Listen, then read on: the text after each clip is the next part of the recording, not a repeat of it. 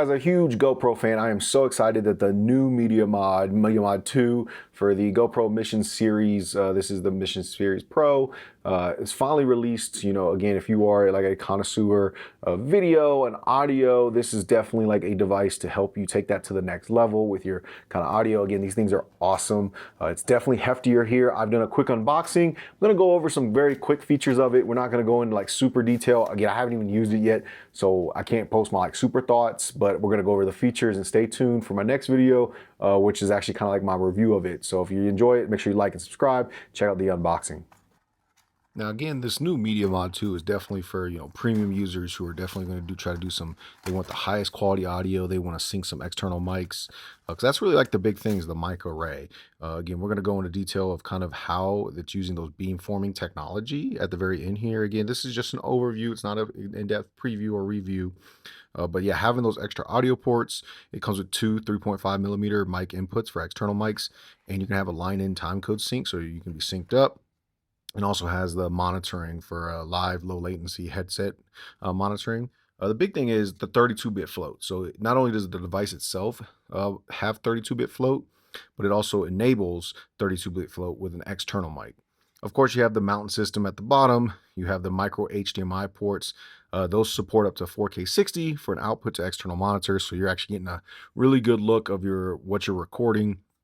You may be seeing some setups. The line-in port supports LTC linear time code with industry standard generators. It's also tough. You know, of course, this has a lifetime guarantee that GoPro says, but it's also water resistant. Now, they say like, do not get it wet. You don't want to submerge it. But, you know, if it gets a few raindrops on it, you're not going to be like out of luck. But yeah, the multiple audio inputs are like the big thing here for it. So we're going to take a little more in detail look here of the actual like settings.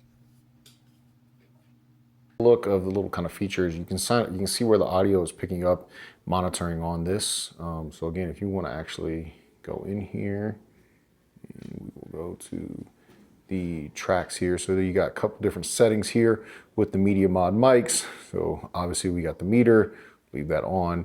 We got the gain, how much gain do we want to use? So it says GoPro sound profile optimize.